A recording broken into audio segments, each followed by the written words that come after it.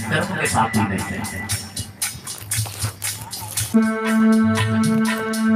मेरे सतगुरु ने बलिया कराई,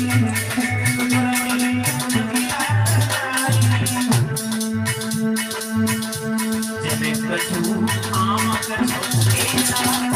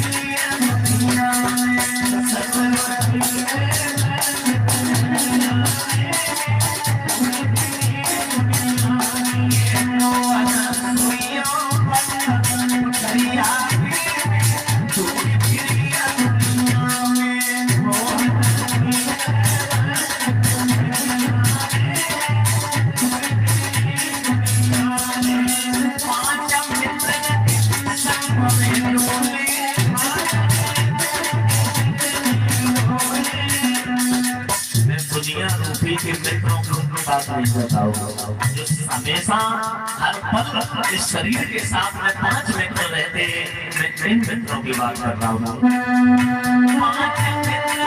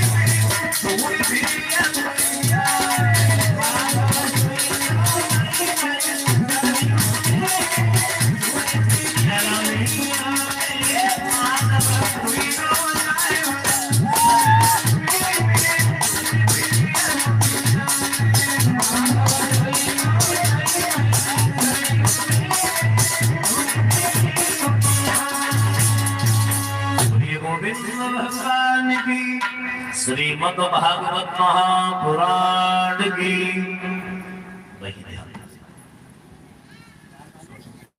हरिहर क्षेत्र के किनारे बैठे व्यास नंदन सुखदेव जी संध्या करके बोले, हे उत्तरानंदन परीक्षित,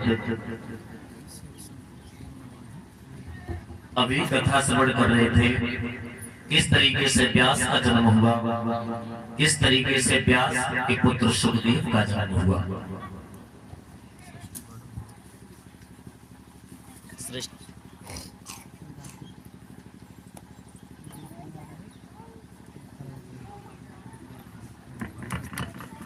बोलिए ब्रह्मदेव महाराज की।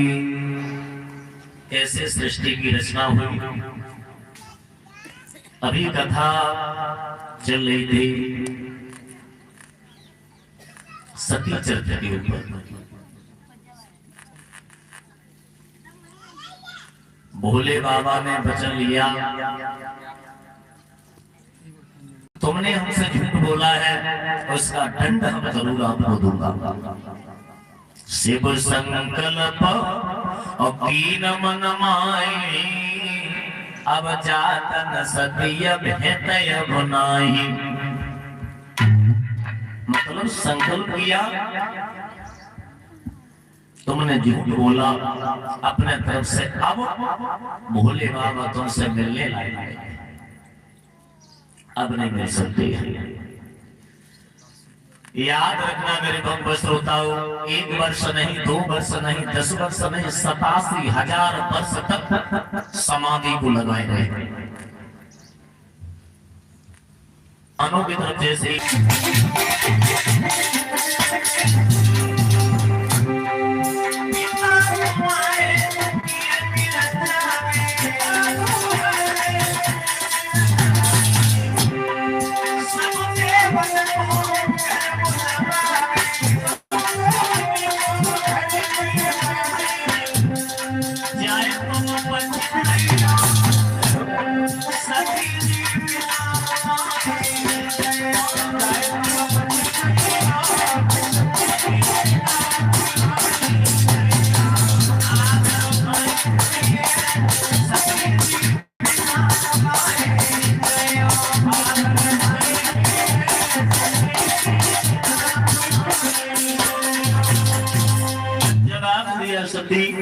आदर नहीं होगा, सम्मान नहीं होगा। जहां आदर सम्मान नहीं हो वहां आपको जाना नहीं चाहिए। सती मैया भोले बाबा से बोली, भोले बाबा आप ही कहा करते हो गुरु पिता मित्र के यहाँ बिन बुलाए जाया जाता है। जवाब दिया जाया जाता है। कब? कोई अनुमान न हुए, दिल मिले।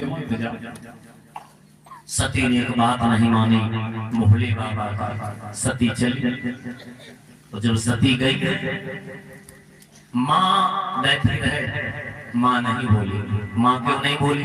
क्योंकि पति का आदेश है। माँ की ममता पति से छोटी होती है। वैसे माँ की ममता बहुत बड़ी बताई गई है, पर लेकिन पति के आगे माँ की ममता भी फीकी बताई गई है। जैसे माँ कयाधु का नाम सुना होगा तुमने।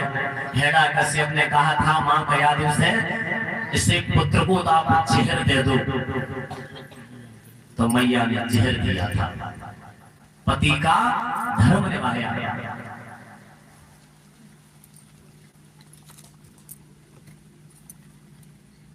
उसी प्रकार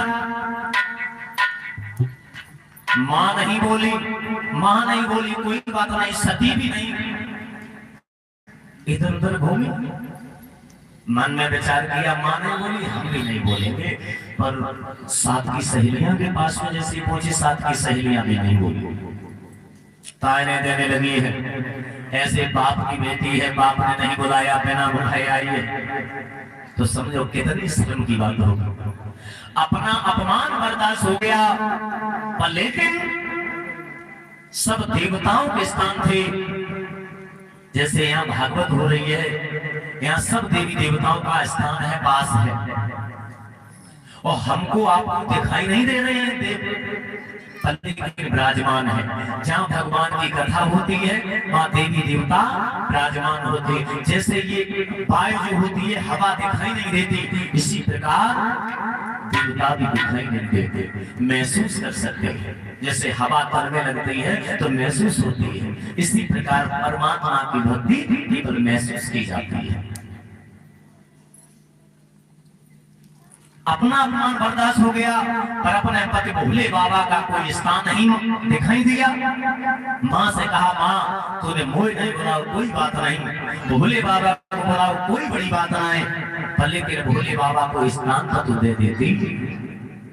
ये घर के जैसे कोई कार्यक्रम करते हैं, ब्याह शादी होती है, तो सबसे पहले भोग लगाया जाता है अपने इष्टों का।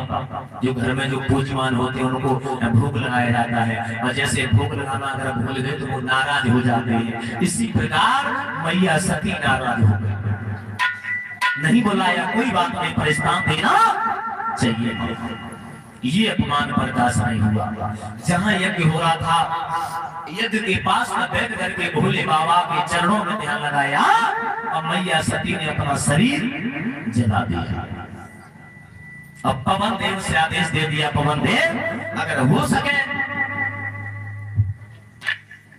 तो भोले बाबा तक ये हमारा संदेश पहुंचा देना। कैलाश पर्वत पर बैठे भूतनाथ भोले बाबा को जैसे ही पवन देव द्वारा संदेशा प्राप्त हुआ है, तो क्रोध में आकर के भोले बाबा ने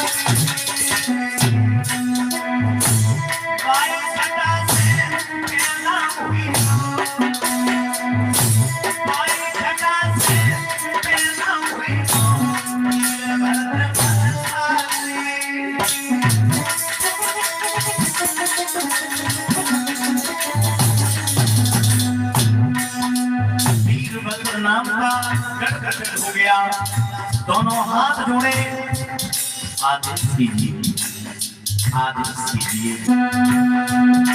रानी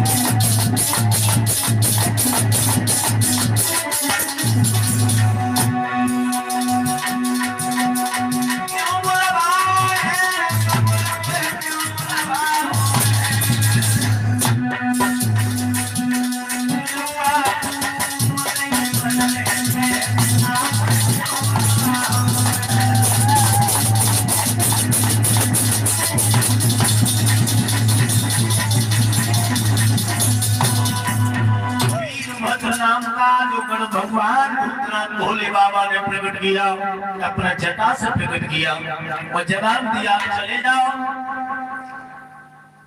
जितनी माया दिखा सको उतनी माया दिखा दो। जाते ही जाते उस गढ़ ने यज्ञ हो रहा था, यज्ञ विध्वंस कर डाला। दक्ष प्रजापति ने जब ज्यादा कुछ कहा होगा तो गर्दन काट दिया। जीवन भर बकरे का सर लगा दिया, जीवन भर मैं करते रहो। और जो मानव हमेशा ये करता है, ये मेरा, वो मेरा, मैं ये, जिनके आगे में लगी, जिस दिन जिसके आगे में लग गई, समझो उसका पतन निश्चित है। कभी भी अपने आप पर घमंड नहीं करना चाहिए, अरे मैं वो हूँ, अरे मैं ये हूँ, अरे मेरा ये, मेरा वो, कभी भी नहीं। बहुत सुंदर शब्दों में बताया गया है, मेरा जो मेरा कहती है और पिंजरे में पानी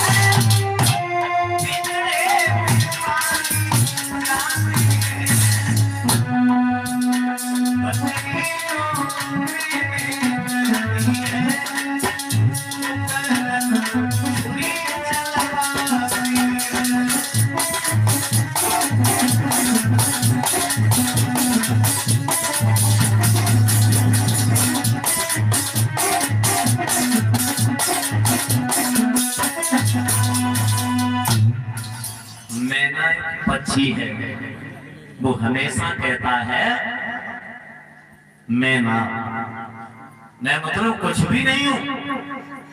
उसका कितना आदर होता है, कितना सम्मान होता है। एक पिंजरे में मैना पाली जाती है और बकरी भूखी रहे तो में, अपनी रहे तो में, बाकी मैं कहूं बंद नहीं होती है। अंत क्या होता आपको पता है। तो कभी भी घमंड नहीं करना चाहिए, क्योंकि मैं और जिसके आगे महा लग गई उससे बढ़कर के कोई होता नहीं।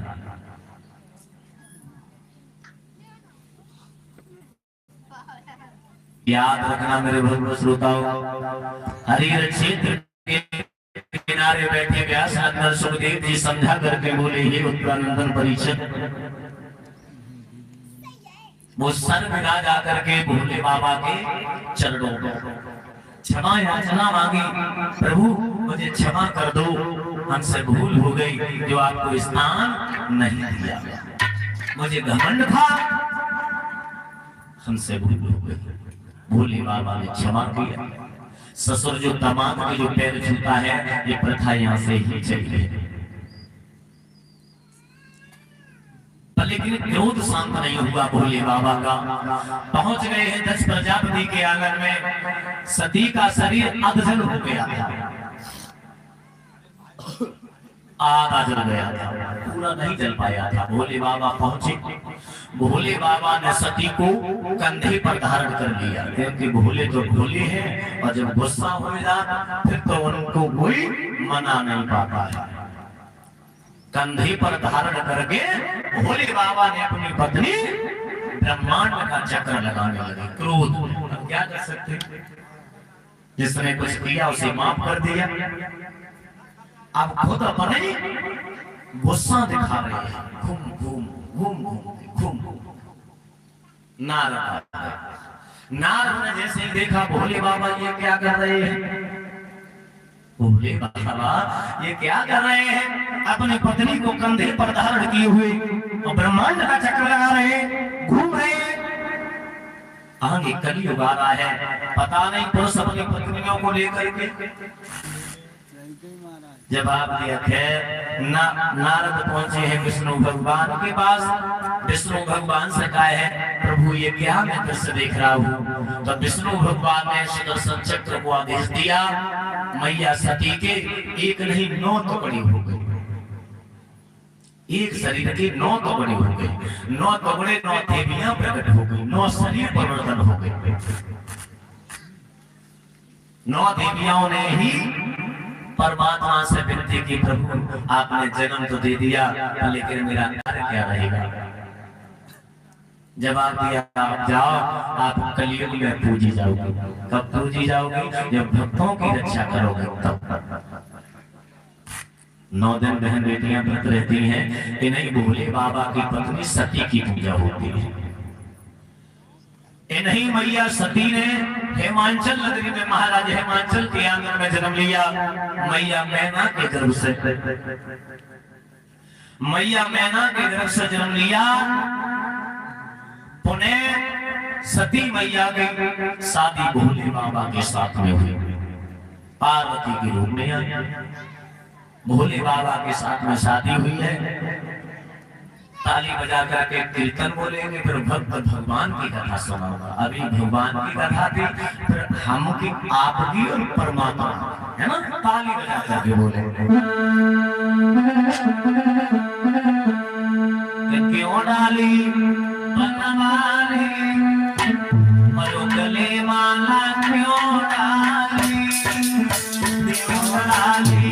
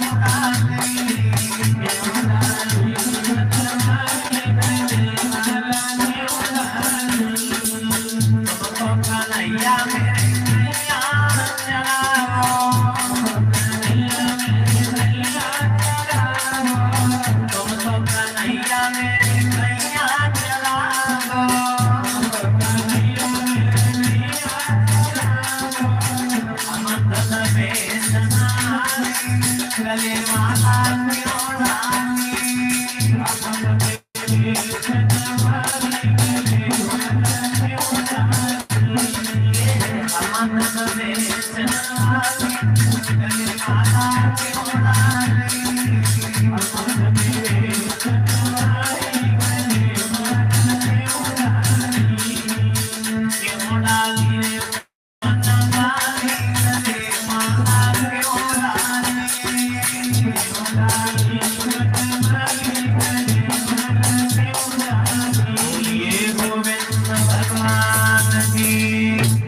श्रीमद् भागवत महापुराण की।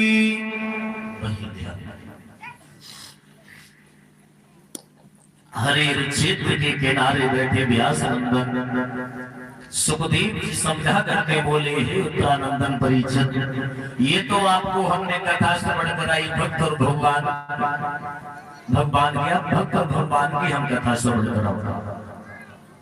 क्या भक्त होता, क्या परमात्मा होता, क्या रिश्ता होता, क्या व्यवहार होता है भक्त भगवान का। आपने नाम सुना होगा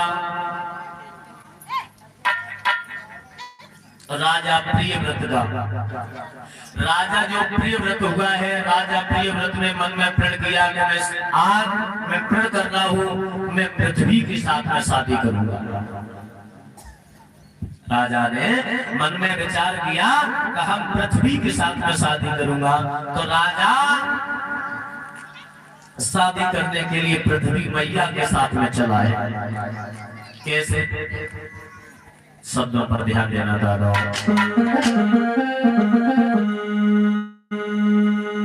ये शादी को तैयार भये और वो सूरज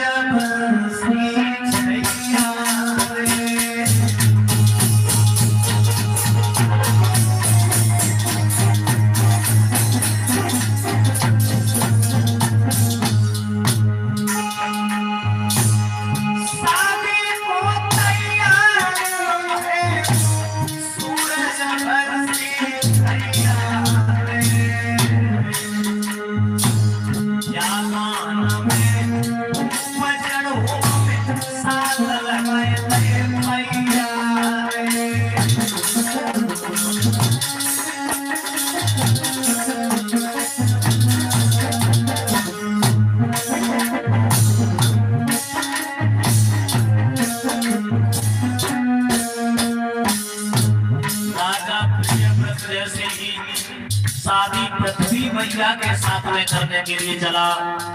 पृथ्वी मैया को आह्वान किया तो पृथ्वी मैया प्रकट हो गई। जवाब दिया, मैं तुम्हारे साथ में शादी करना चाहते हैं।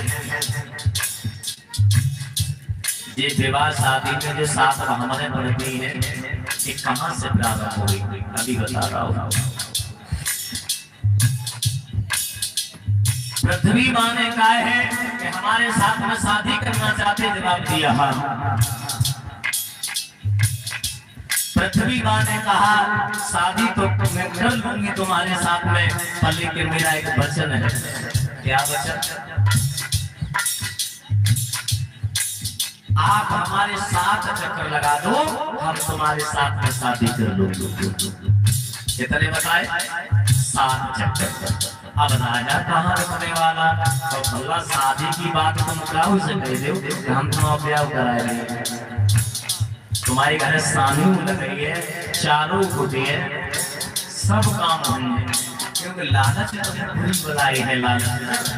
और अधिकांश पैसा भी ना ब्याह शादी। तो राजा चक्कर लगाने के लिए चला।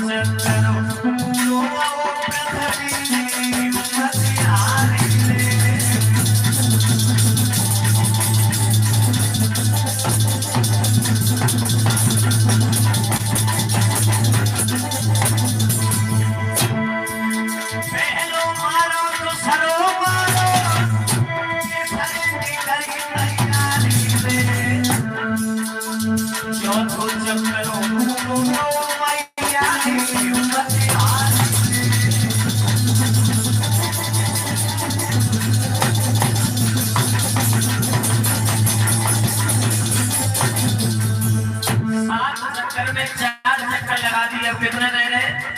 3 चक्कर। मैया अंदर से घबरा गई। 1 चक्कर लगाया नहीं सोचा, दूसरा चक्कर लगाया नहीं सोचा, तीसरा चक्कर लगाया नहीं, जो से ही 4 चक्कर गई। अब तो मैया को हिया कभी मैया को अंदर को हिया कभी कि अब तो 3 चक्कर रह गए। अब तो चक्कर जो 4 लगाए सकते वो तीनों लगाए सकते। तो पृथ्वी मैया ने राजा के साथ में छल कर दिया। क्या छल किया? कैसे छल किया? चौथो मारो पंचमो मारो और छठवें की करी तैयारी रे। सोच समझ के मुझे भी एक बुढ़िया बन गई।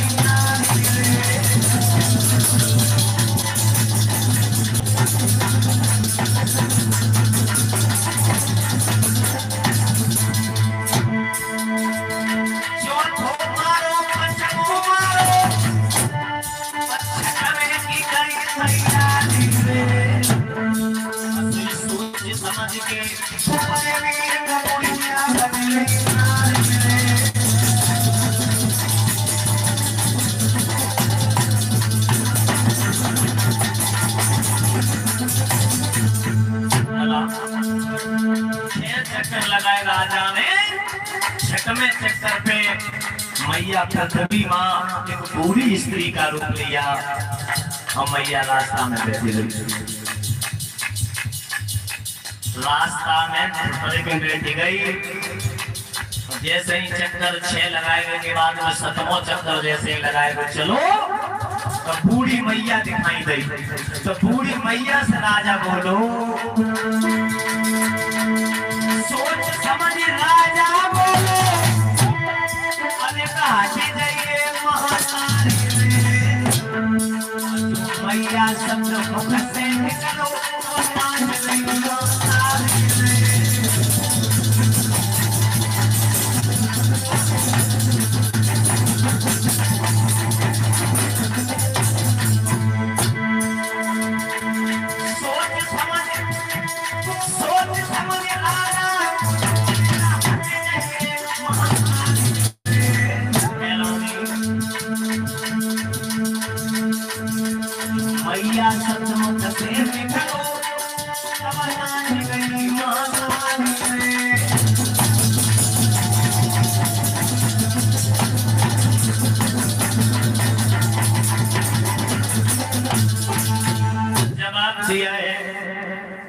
माँ मुझे 7वां चक्कर लगाना है, थोड़ी जगह दे दे, मुझे निकलना है।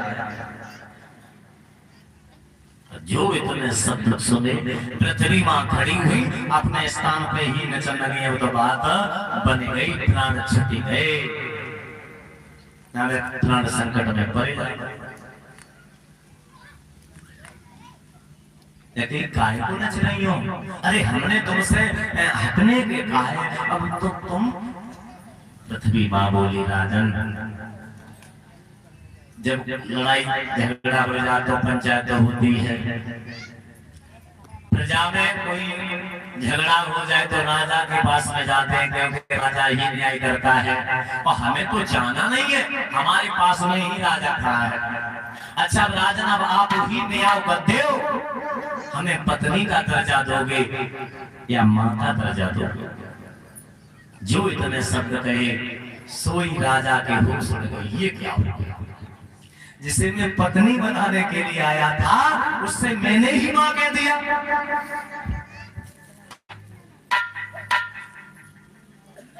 तो राजा ने कहा, मैंने मां कहा है तो अब तुझे मैं पत्नी नहीं बनाऊंगा।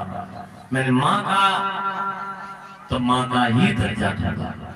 मां तुझे एक वचन भी देता हूं, जब तक तू स्थित रहेगी तब तक मैं तेरे ऊपर पैर नहीं रखूंगा। अपने शरीर को राजा ने छोड़ा और शरीर को छोड़ने के बाद एक पक्षी मरा पड़ा हुआ था, जिस पक्षी का नाम था हरियल, उसी में वास कर गए और राजा उड़ गए। तुमने कहावत सुनी होगी, हरियल भूमि में त्याग गई भैया, त्याग गई। धरनी पे पैर धरे कब। आज भी मौजूद है वो पक्षी, आज भी उसका प्रण है। आकाश में उड़ता रहता है, वृक्षों पर बैठता है, जमीन पर भी आता है तो सूखी लकड़ी पंजों में दबा करके बैठता है। आज भी उसका प्रण है। उन्हीं के छोटे भाई हुए हैं महाराज उत्तान का, जिनके घर में पतिव्रता स्त्री जिसका नाम था मैया सुनीति। और सुनीति का अर्थ होता है, सुनीति का मतलब होता है सुमाने अच्छे और नीति माने विचारों वाले। वो हर स्त्री सुनीति होती है जिसके विचार सुंदर होते हैं। स्त्री देखत की सुंदर स्त्री सुंदर नहीं होती, जिसके अंदर के विचार सुंदर हो वो स्त्री सुंदर होती है। स्त्री खूब सुंदर बनी रहे, खूब लाल लटके, पर लेकिन गुड़ नहीं है, ठूस के अंगूर भरे वो स्त्री सुंदर हम नहीं कह सकते। कोई विद्वान नहीं कह सकता ये लड़की सुंदर है, ये स्त्री सुंदर है, ये बहन सुंदर, ये पत्नी सुंदर, कोई विद्वान नहीं कह सकता।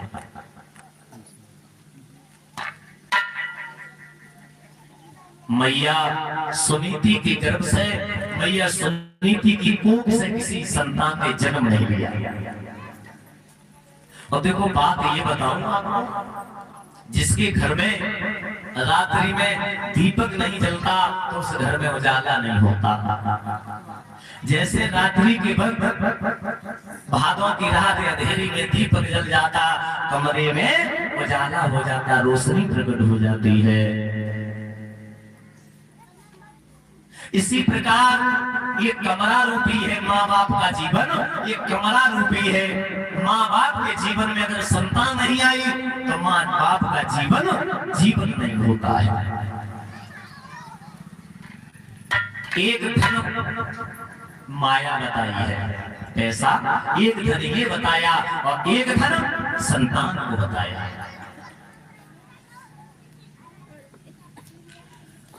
हम जब छोटे थे,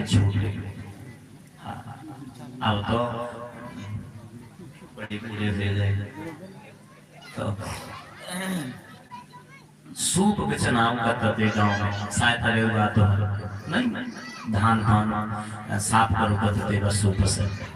तो जो सूप जब बेचन को आता तो वो नाप करते तो दूध पूत धन क्या जमाने की बात हो, क्या जमाने सत्य बात है। दूध पे आ जाए तो ठीक है, पूत पे आ जाए तो ठीक है, धन धुरंधर नहीं होना चाहिए, है ना। तो ये भी धन है, ये पैसा जो है ये भी धन है। ये काम नहीं आया और नहीं आता भी नहीं है। बुजुर्गों, जब स्थिति जब ढल जाती है तो ये पैसा तुम्हें पानी नहीं पिलाएगा, पैसा पानी नहीं पिलाएगा, वो धन पानी पिलाएगा जिसको तुमने अच्छे गुण की, अच्छे संस्कार डाले अपनी संतान के अंदर। जैसे पैसा होता है बैंक में जमा कर देते हैं कि आज नहीं हारी परेशानी जब भाई हुएगी, बाई चांस हारी परेशानी भाई और हाथ में पैसा नहीं हो तो फिर मतलब परमात्मा के पास टिकट कट जाएगा। तो ताश से पैसा इकट्ठा कर लेते, 4 लाख रुपया खाते हैं तो सबके बड़े ही होता है। इसी प्रकार समय आने पर पैसा बैंक से निकालते हैं, इसी प्रकार संतान एक बैंक है। माँ अपने हृदय सम्राट को पास बुलाया, पिया घर में संतान हो जाती तो घर में उजाला हो जाता, दीपक जल जाता। हमें चिंता बहुत बड़ी है, जो इतने शब्द सुने।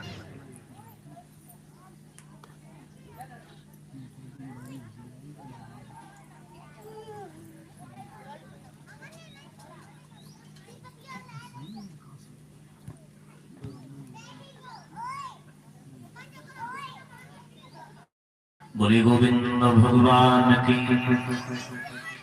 परमदेव महाराज की। जैसे ही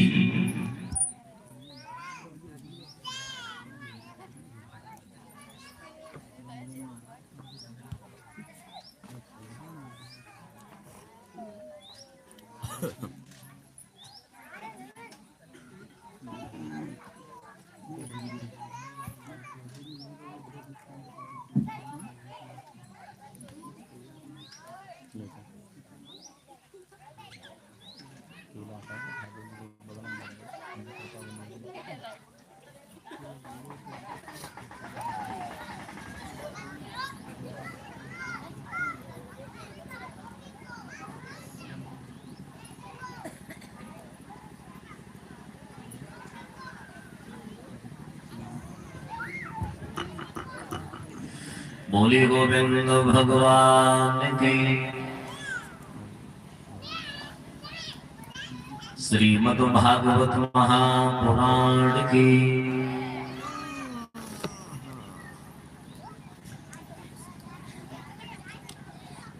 हरिहर क्षेत्र के किनारे बैठे व्यास नंबर सुखदेव जी समझा करके बोले, हे उत्तरानंदन परीक्षित, मैया समिति ने कहा संतान को लेकर के मुझे बहुत चिंता हो रही है। तो हृदय सम्राट ने समझाया, प्राण प्रिय, चिंता और चिता में केवल एक बिंदी का अंतर होता है। बिंदी लगा दी चिंता हो गई, बिंदी को हटा दिया चिता हो गई। जब बिंदी लगती है तो चिंता हो जाती है। चिंता का मतलब होता है शरीर तो रहता पर किसी के लायक नहीं शरीर रहता। और जब बिंदी को हटा देते हैं तब ये चिता बन जाती है।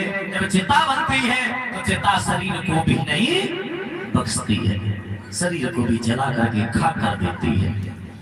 चिंता चिता से बच करके रहना चाहिए। तो मैया सुनीति की आंखों में आंसू ला देती है। मैं संतान की तरफ में बहुत दुखी हूँ। और एक बात और है बुजुर्गों, पांडाल में बैठे पिता समान बुजुर्गों, आप किसी से पूछ लेना, क्या भैया तू सुखी है? कितनी भी माया भरी हो, एक जवाब मिले, हमसे ज्यादा दुनिया में कोई दुखिया नजर न आ सकता। किसी विद्वान ने भी कहा है, धनवान सुखी, धनवान में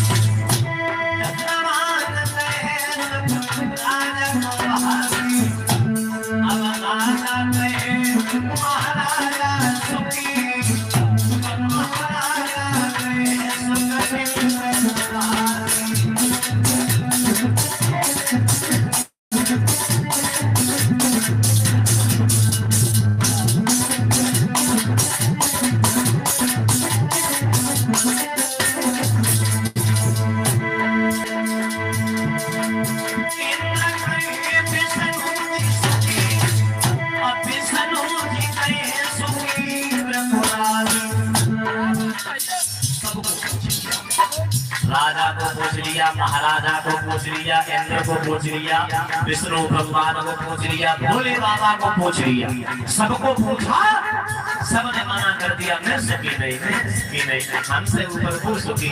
वे कह रहे हमसे ऊपर वो सुखी। विष्णु भगवान से कहा, तुम तो कहते हो हम सुखी हैं, क्योंकि तुम तो सृष्टि पालने वाले हो। भोले बाबा से कहा, तुम तो कह दे हो, तो भोले बाबा ने भी मना कर दिया। फिर कौन सुखी है? सब बहुत सुंदर लाइन है भैया।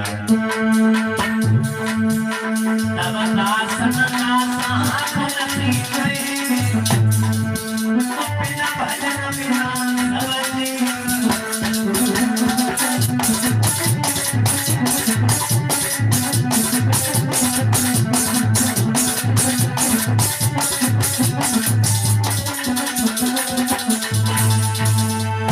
अरे दीन कहे धनवान सुखी और धनवान कहे सुख राजा कुमारी।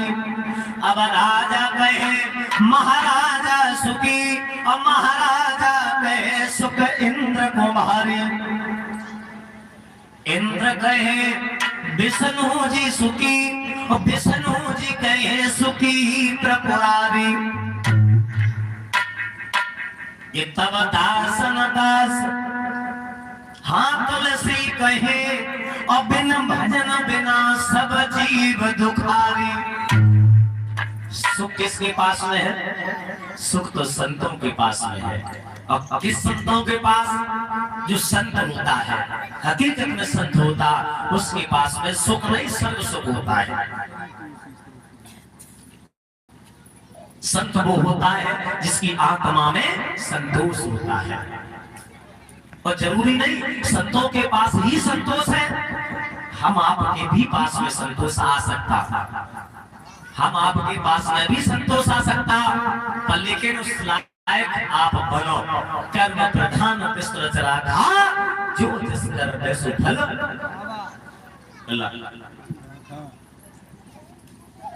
सुखदेव जी समझा करके बोले रानी, राजा बोले आप उदास मत हो, पागल हो, सुख देना और दे करके छीन लेना परमात्मा के हाथ में है, न हमारे न तुम्हारे। कन्हैया के आंखों में आंसू आ गए। पिया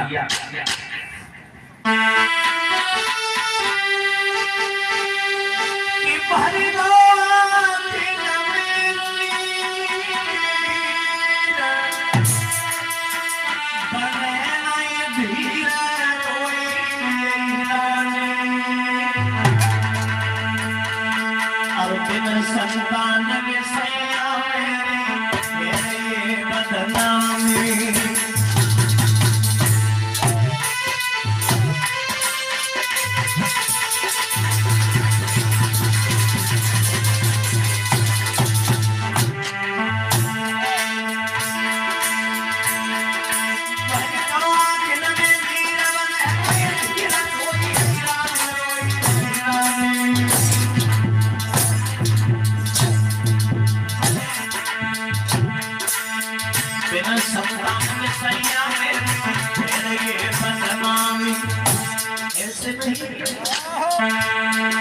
अरे तुमको निवल बताए बांधता है तुम्हारी।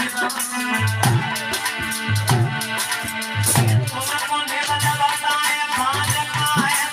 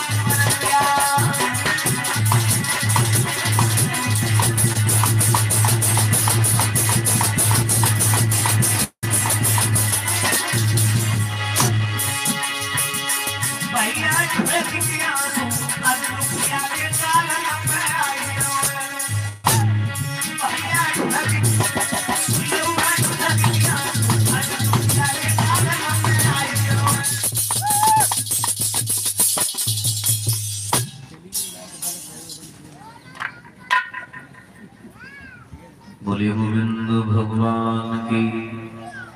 1 मिनट में कितना जब जाता। मैया सुनीति के आंखों में आंसू आ गए। मैया सुनीति की आंखों में आंसू आ गए। पिया एक काम कर दो। क्या एक काम कर दो, आप हमारी अगर राय मानो तो आप शादी दूसरी कर लो।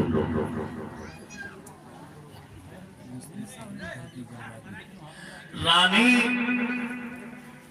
पागल हो गई तो दूसरे शादी की सलाह दे रही है। तुझे बताया 100 चून की टिप्पणी बताई गई है, क्या तुझको नहीं मालूम? तुझे भी मालूम होना चाहिए। अरे 100 घर में आने से पहले तेरी मौत हो जाए, ये 100 भी अच्छी होती है मौत आना, लेकिन घर में पाए पे पांव का दे दो। अरे भैया महाराज ने बहुत समझाया पर लेकिन रानी ने एक बात नहीं मानी, शादी करवाई। और जब शादी करवाई है, नव दुल्हन सोची जब दरवाजे पर आ गई है, दरवाजे पर ढोला है।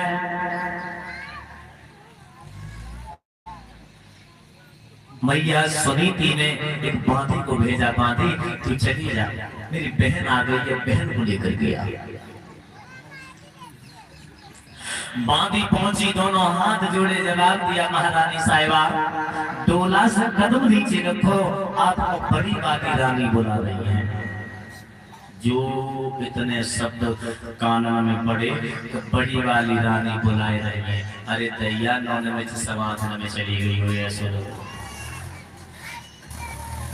अरे भैया खून घोली गो, जवाब दो का 100 पहले से हमारी है। महाराज को बुला, महाराज को जैसे ही बुलाया गया, जवाब दिया महाराज क्या क्या पहले से आपकी रानी है इस महल में? जवाब दो ना, तुम्हारी ना ये बात पूरी भाई।